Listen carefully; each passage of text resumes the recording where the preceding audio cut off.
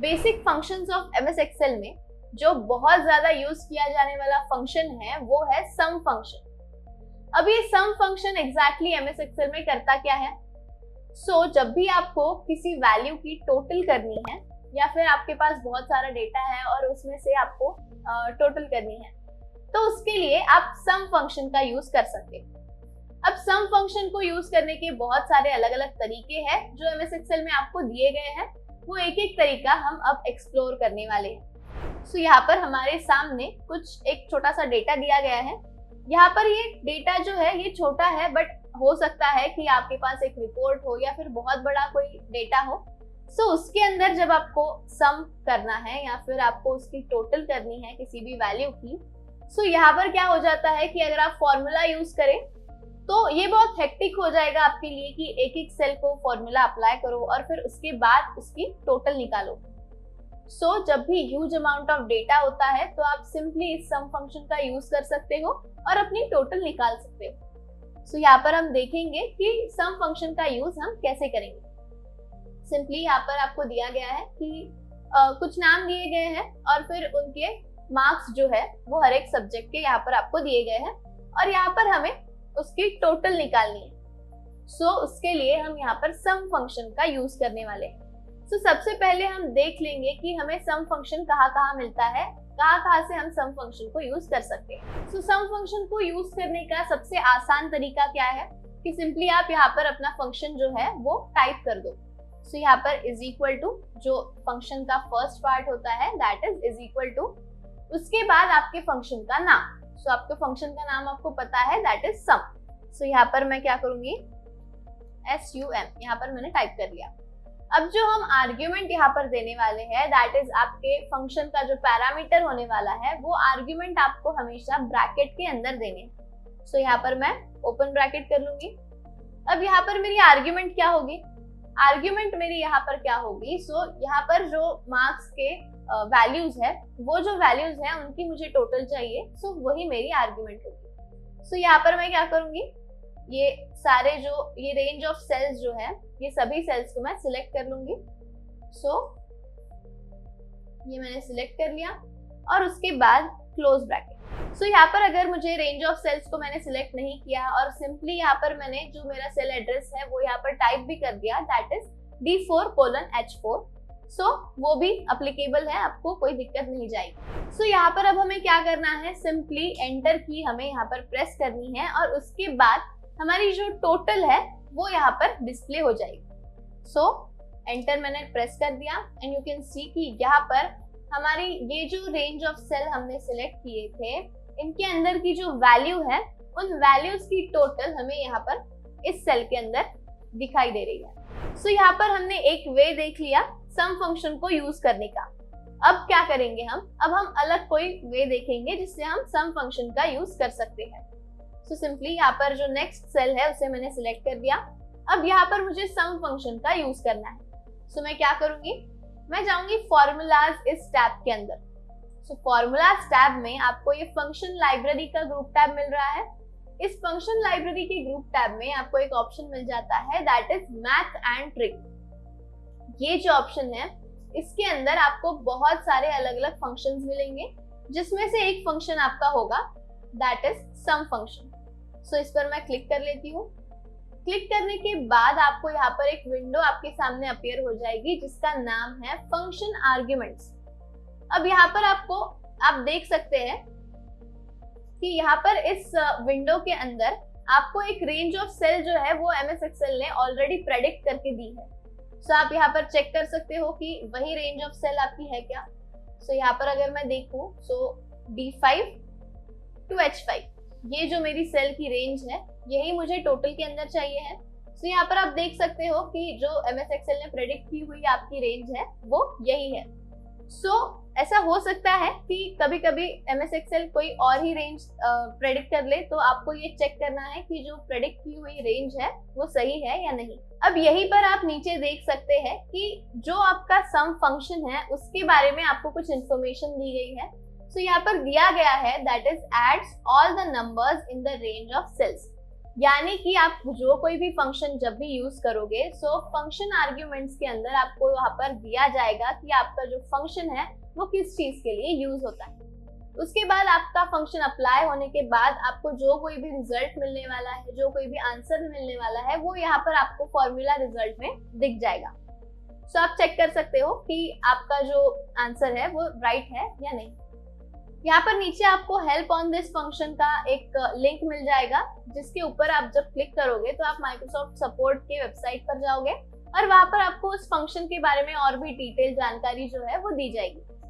सो यहाँ पर अब मैं ओके पर क्लिक कर देती हूँ, क्योंकि मुझे जो कोई भी चाहिए था, मेरा जो सेल का रेंज है वो भी बराबर है और मैं यहाँ पर सम फंक्शन का यूज करने वाली हूँ। सो ओके पर जब मैंने क्लिक किया, सो आप देख सकते हैं कि ये जो मेरी रेंज ऑफ सेल है, इस रेंज का जो टोटल है वो यहाँ पर मुझे मिल चुका है।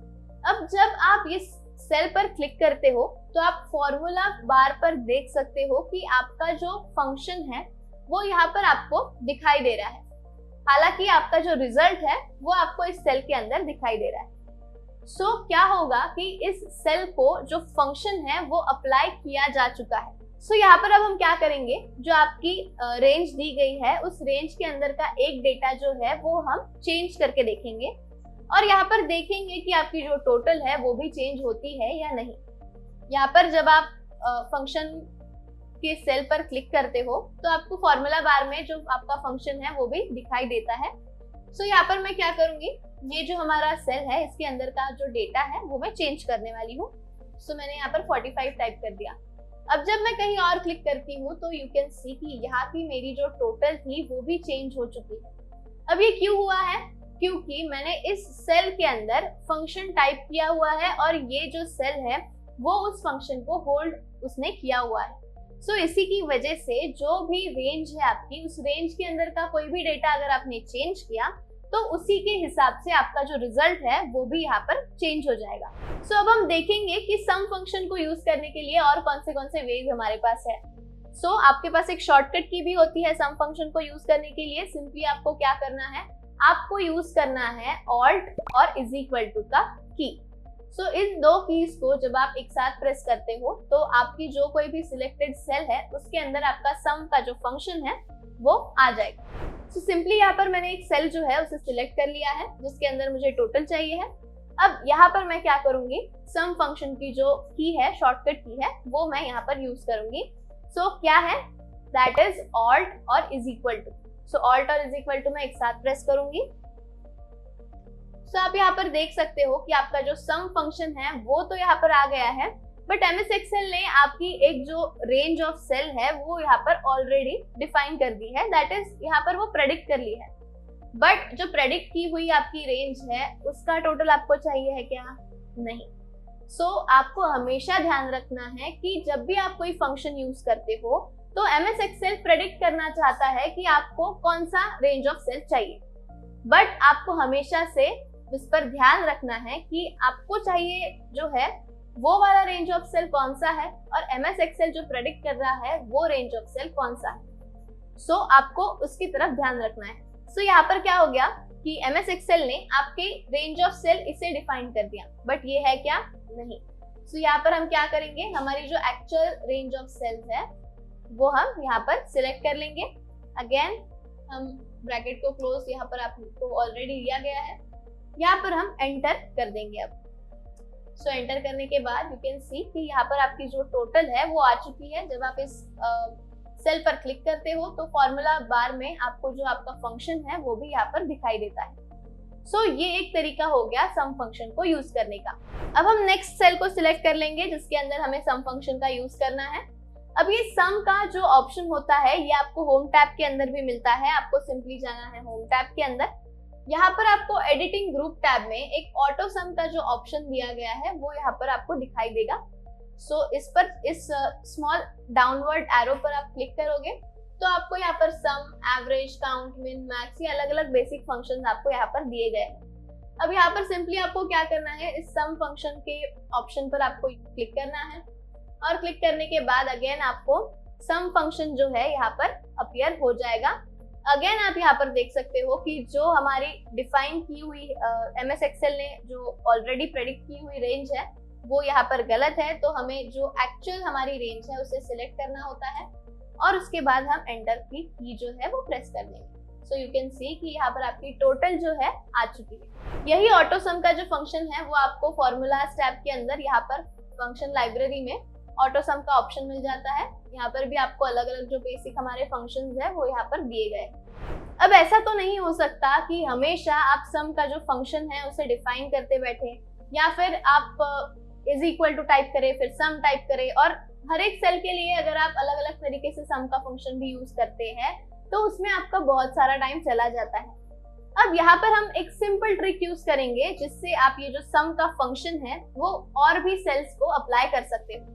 सो आपको सिंपली क्या करना है, ये जो हमारा सेल है इसके साइड में आप यहाँ पर अगर कॉर्नर पर हवर करते हो तो आपको एक स्मॉल प्लस का साइन दिखाई देता है, आपको सिंपली सिलेक्ट करके ड्रैग करना है। अब यहाँ पर क्या होगा कि आपका जो सम फंक्शन आपने इस सिलेक्टेड सेल को अप्लाई किया हुआ है, यही सम फंक्शन आपके नीचे के सारे सेल्स को अप्लाई हो जाएगा। सो सिंपली मैं यहाँ पर क्लिक करती हूँ और इसे ड्रैग करती हूँ। सो आप देख सकते हो यहाँ पर क्या हुआ कि आपका जो सम फंक्शन है वो नीचे के सभी सेल्स जितने भी आपने ड्रैग करके सिलेक्ट किए वो सभी सेल्स में आपका सम का जो फंक्शन है वो अप्लाई हो गया। सो यहाँ पर अब मैं किसी भी सेल पर अगर क्लिक करूं तो आप यहाँ पर देख सकते हैं कि फॉर्मूला बार के अंदर मुझे मेरा सम का फंक्शन भी दिखाई दे रहा है और मुझे जो रेंज ऑफ सेल है वो भी यहाँ पर दिखाई दे रही है। अब अगर मैं देखूं तो ये मेरा सिलेक्टेड सेल है, ये जो है ये हमारी टोटल है। सो यहाँ पर आपको रेंज भी दिखाई दे रही है, that is D10 to H10। सो यहाँ पर हमारी जो रेंज है वो भी हम देख लेंगे क्या है, D10 to H10। सो जो फंक्शन है वो आगे के सभी सेल्स को अप्लाई हो चुका है। सो आप यहाँ पर देख सकते हैं कि जैसे जैसे हम आगे बढ़े वैसे वैसे आपकी जो सम का फंक्शन है वो अलग अलग सेल्स को अप्लाई हुआ। बट अलग अलग सेल्स को अगर अप्लाई हुआ तो अलग अलग सेल्स की अलग अलग रेंज ऑफ सेल भी होगी। सो उसी के अकॉर्डिंग हर एक रेंज ऑफ सेल चेंज हुई और फिर आपके सम की जो टोटल है, जो कोई भी आपकी रिजल्ट है, वो आपको यहाँ पर आपके सामने डिस्प्ले हो चुका है। सो ये सभी मेथड्स थी, ये सभी अलग अलग वेज थे जिससे कि हम सम फंक्शन का यूज कर सकते हैं और इस फंक्शन को यूज करने के बाद आप अपना काफी सारा टाइम भी बचा सकते हो और आपका जो वर्क है वो काफी ज्यादा इजी हो सकता है। सो आप भी अपनी वर्कशीट के अंदर जाइए, वहां पर आप कुछ आपके पास जो कोई भी डेटा होगा उसके अंदर अगर आपको किसी की टोटल करनी है तो आप इस सम फंक्शन का यूज करके देखिए।